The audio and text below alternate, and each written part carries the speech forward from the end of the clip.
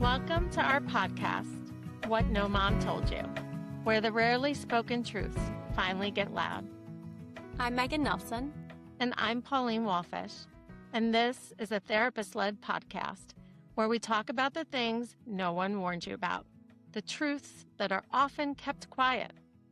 We're naming the messy parts of life: motherhood, fertility, loss, grief, and joy, and everything in between, without judgment.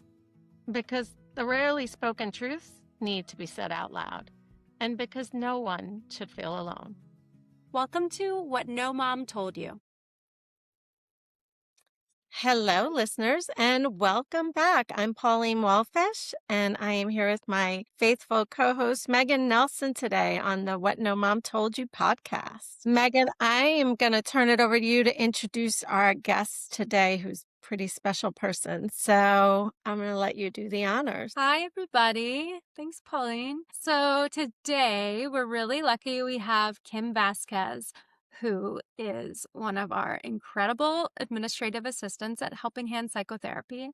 She holds a bachelor degree in psychology from CUNY Queens College and is currently pursuing her master's in social work at Stony Brook University. And today she's here to talk about growing up with a mom who is deaf and blind. Kim, thank you for doing this. Thank you for being here. Thank you for having me. What's it like being on this side of the camera? Because usually you're setting us up on the other side of the camera.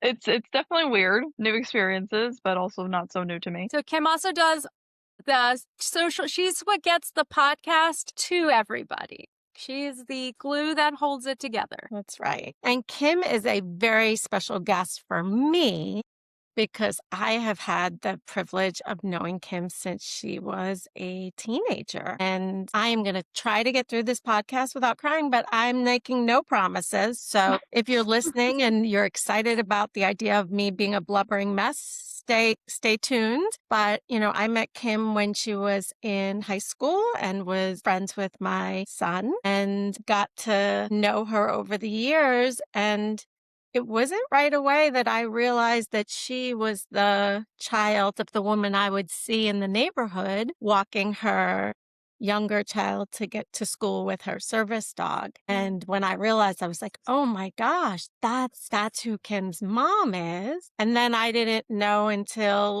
sometime even after that not only was Kim's mom blind, but she was also deaf. And that just amazed me of how strong and resilient this mom was, and also what an amazing daughter that she raised. So I'm super excited to have Kim here today to talk about her experience, because I know that that's been a part of her identity and how she became the incredible person that she is today.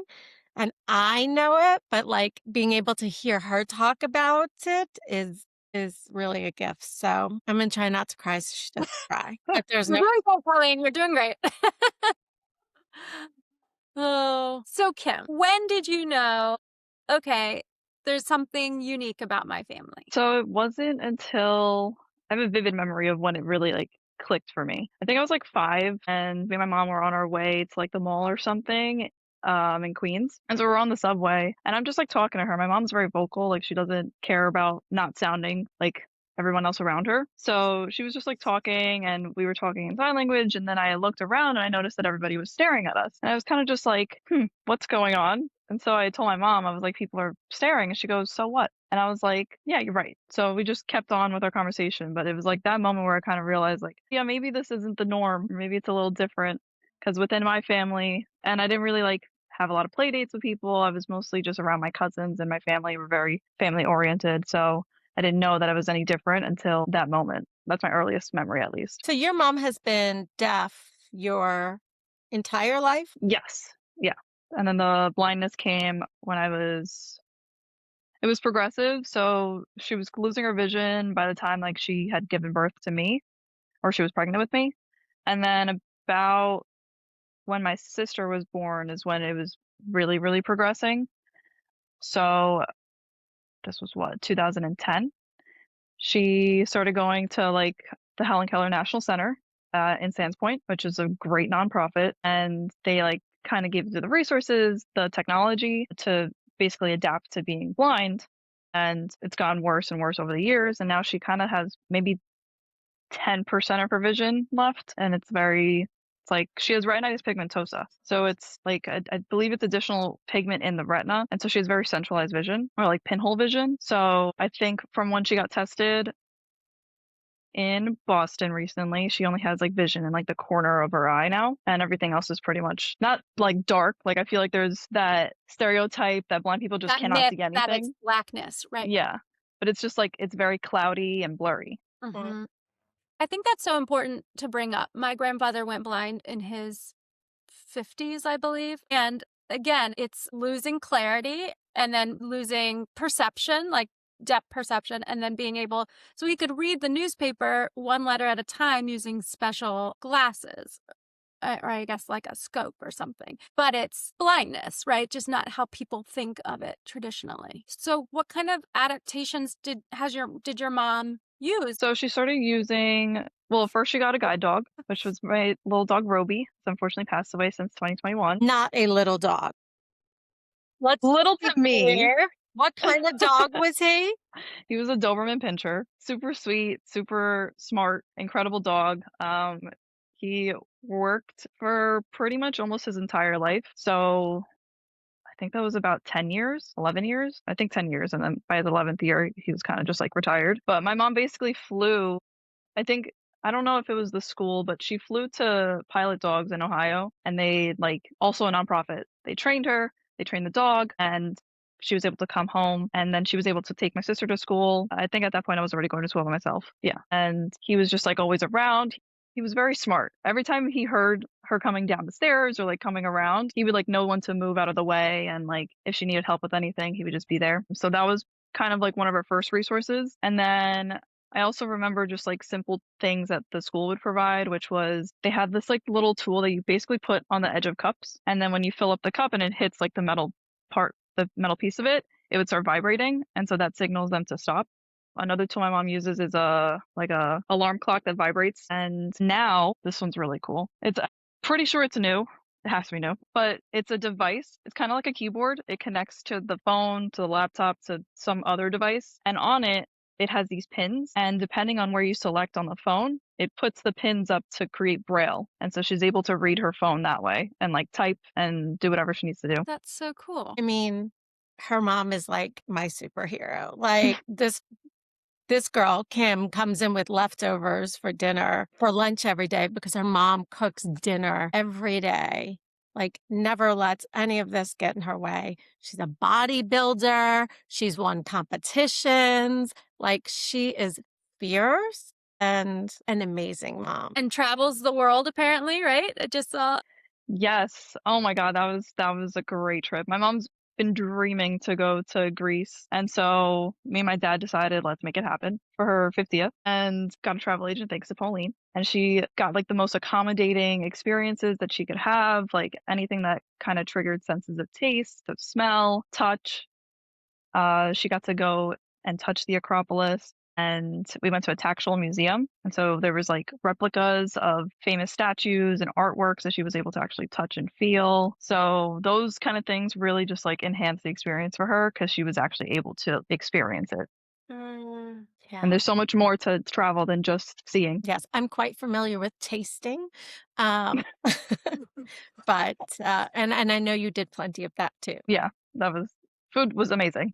So Kim, back up a little bit because before your mom lost her sight completely or mostly, she has been deaf your whole life. And so I think a lot of people have misideas about what deaf parents can and cannot do with their infants or young children. So do you remember how, I mean, I know you were a baby, so you may not have complete memories of that, but you were a little older when your sister was born. You're like 7 years apart, 8. So like, what was that like being a deaf parent? So to me, she was just like any other mom. Like she cooks, cleans, she would take care of me. The only difference was growing up, I had to be the translator. And so whenever we were out in public, going to the store, grocery store, the mall, I'd always have to translate everything. And one thing that I always noticed was that people would talk to me rather than talk to her and then just hear me like speaking for her. And anything I would say is what she was saying. So it's better when people directly talk to my mom rather than talking through me, because then it gives that sense of just like, this person is not a person, but everything that is coming out of me is her. And that's good for anybody listening, like whether you're translating a language or sign language, right? Like look and talk to the person you're talking to. What about, did her lack of hearing impact the way she cared for you or your sister? I don't think so. In fact, I feel like it gave us more of an advantage because we were able to learn sign language at such a young age. And so we were able to communicate at a young age before we could even talk. Mhm. And it gave me that upper hand in being able to learn, I think, languages in general, because I'm just able to kind of grasp it a little more. And I'm able to connect with more people. And I think, I don't know, like I know with like everything just felt very normal to me for a very long time. And then it would only just seem like out of place whenever I would tell someone, oh yeah, my mom's deaf and blind. And they'd be like, wait, what? Or they'd be like, oh, I'm so sorry. And I'm like, why are you sorry? I feel like this is just like me and this is just our family. It's just different than others. Yeah. a I work with someone who's special needs for a couple of different areas. She has autism, but she's also deaf and has an implant. And she talks a lot about the challenge of people not communicating effectively with her, looking her in the face, using hand signals. Most of her family members did not learn sign language, so she didn't learn sign language until she was in high school. And so when we learn that people are deaf, that also doesn't always mean like they can't hear anything. Sometimes they have implants or sometimes they read lips. So what would you tell people is really helpful when communicating with someone who is deaf? I mean, like I mentioned before, talking to them directly. And I feel like really just trying your best to understand what they're trying to say, either whether it's getting a pen and paper and then writing it down or, just trying to, I feel like some people know a little bit of sign language. So even just like giving that kind of display could also be helpful. People who say like maybe mean things like how would she know that the baby was crying, or like did you or your sister cry? Yeah. So actually, there's a device that can sense crying or like noise and it would start vibrating the bed. It would be connected to the bed. And so anytime I would start crying, she would wake up. But I know my mom had a lot of anxiety when I was first born because she was very fearful that she wouldn't she wouldn't sense me crying. And so very often I would co-sleep with them. I would be in the bed with my mom and she would just like constantly have me next to her because she was so afraid that she wouldn't be able to tend to my needs. But they do have that device now and then that has been very helpful. They use that device with my sister. Yeah. And I feel like hearing parents have the same anxiety, right? Like I'm going to fall asleep so deeply I'm not going to I'm not going to be able to hear the baby cry, right? Obviously, like she legitimately could not hear, but I think that anxiety is also probably new mom anxiety. Yeah, yeah, for sure. And when you lose a sense or have a diminished sense, the other senses get heightened. And I imagine that really was helpful with a new baby. I mean, obviously it wasn't you, it was your mom. And I don't know how much she's talked about that, but I imagine like the other senses are strong and powerful in that regard. Absolutely. She has a keen sense of smell. So if I needed a bath or I needed a diaper change, she was immediately on that. I mean, even like now, if I'm like making something in the middle of the night, she'll text me and be like, what are you making? She'll smell it from upstairs. How does she text you? So she has a little bit of vision. And sometimes like if you ever see her, like she'll be like texting, she'll like hold the phone at an angle at the only part that she can really see from. And she wears reading glasses. So it's a very low prescription. And it kind of helps. It doesn't fully help, but it's helping that small part of her that she still can see through. And so it's very slow and sometimes it doesn't make sense, but we decipher it. Yeah. So the other thing that I know just from knowing you, right? So she was deaf your whole life. Lots of people in her family sign, right? You all learned, I guess, American Sign Language when she was deaf. And then when somebody who's deaf also loses their vision. They can't see you signing clearly. So how do you communicate with her now? So we communicate through tactile sign language.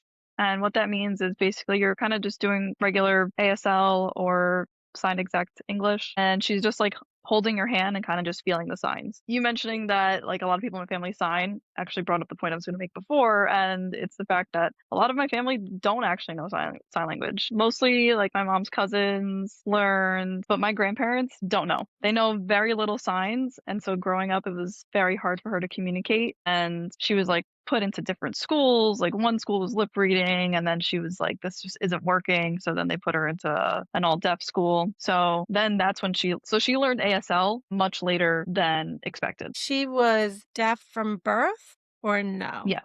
That's what we suspect. Yeah. And How do you think being the child of a deaf and blind mom has informed how you see the world?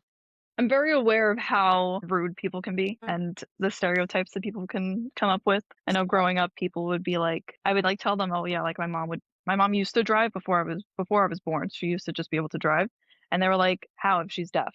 And I'm like, the deafness doesn't really affect seeing. And even like her being blind, a lot of people will either make comments or like I just hear things, I see the way people react to things, and it's always just been like never sat with me well. Or then there was the other thing where it's like, oh, I'm so sorry. Yeah. And it sounds like, I mean, I don't know your mom, but it sounds like she's an incredible, fierce person. Yeah, she doesn't let her disabilities hinder her from doing all the things that she wants to do. When actually maybe she should be pitying other people for having like a lack of awareness and, courage and tenacity and really resilience that she has. So, Kim, did you feel like different or like different from the other kids when you were growing up?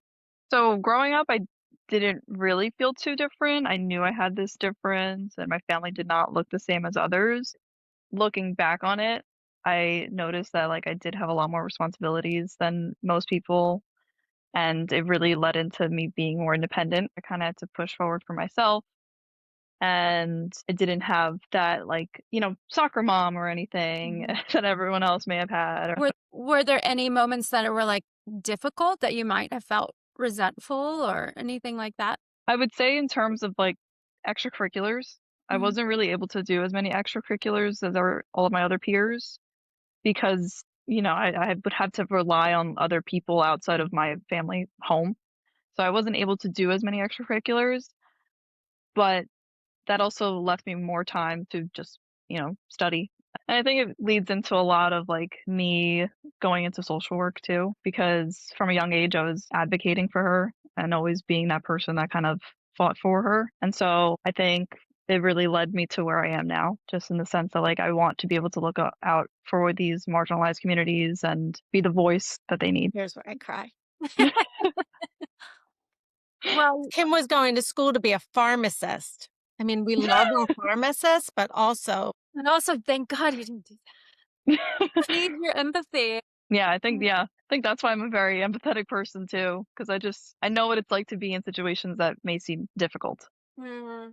And I also wish I was able to connect to more CODAs, which are child of deaf adults, and build that community for myself. But I didn't really have the resources at the age I was, and all my mom's friends, like everybody was at different ages and stages of life, so it was different. But if I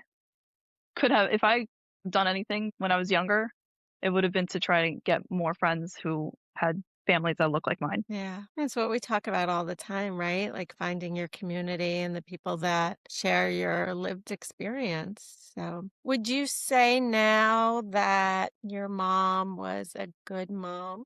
Absolutely. She was great. She played with us. She, I mean, she raised me still to is, be super but She yes. still is a mom. yeah, yeah. But like growing up, I meant. Yeah, absolutely.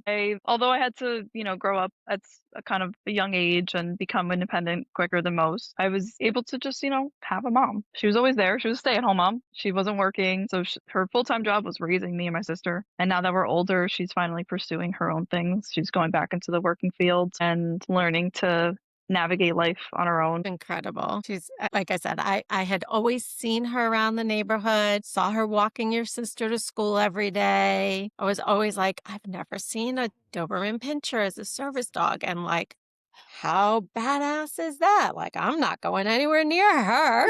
Not because I was afraid of her, but because like I was like, that dog is protecting her. Like, Mhm. how amazing is that? Is that unusual for a Doberman to be a service dog? I feel like most people think of service dogs as like a golden retriever or Mhm. like a German lab. Shepherd. German Shepherd, but they have like poodles, boxers, Dobermans. There's an assortment. Yeah. Yeah. And as a outsider, like it never seemed to stand in her way. Like she was doing her mom thing. Yeah, yep. Cook dinner every day, literally every single day. Still today, Still, she cooks yeah. dinner way more than I do and way better. She cleans the house. She doesn't like sitting down, so she's always doing something. She cleans the bathroom. She'll clean the whole house. Does all the laundry. And even when like, because I do my own laundry, sometimes she'll be bored and she'll be like, "Can I do your laundry?" Sure.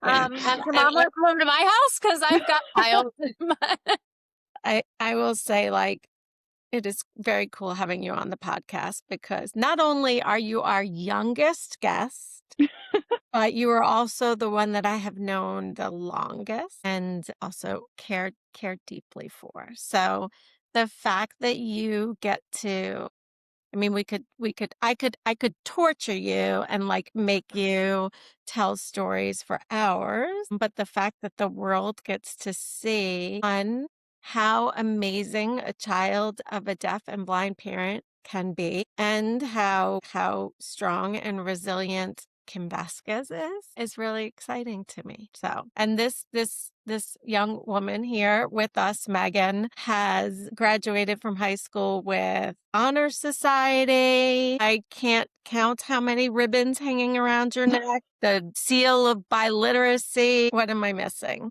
I think that's pretty much it. I did Yeah, have a lot of cords. she had a lot of And you will cords. in a year from now as well. And yeah, and a year from now, um, there I go. I'm gonna cry again. I'm gonna have to crash your graduation again, but I'll just pull the Stony Brook faculty card to get in. So, but yeah, watching you graduate from high school, then college, and now with your master's degree, like I'm so proud of you, and I'm so glad that the world gets to meet you. Thank you.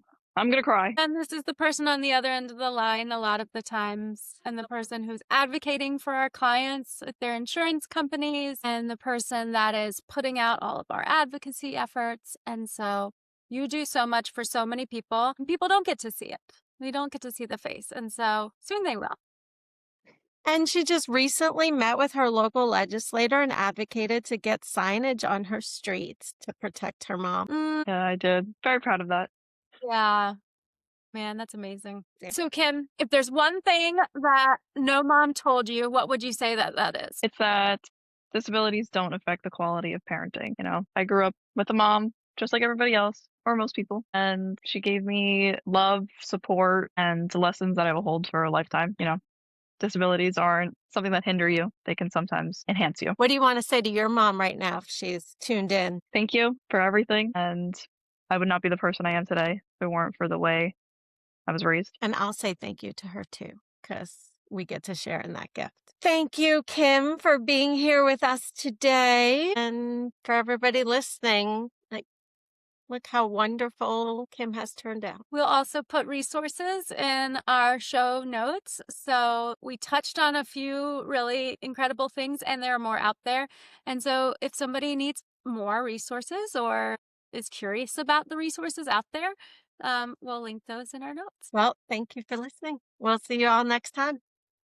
Thanks for spending this time with us. If you found yourself nodding along or saying, same, that's kind of the point. We hope you leave today feeling a little less alone. This is what no mom told you. And yeah, there's more where that came from.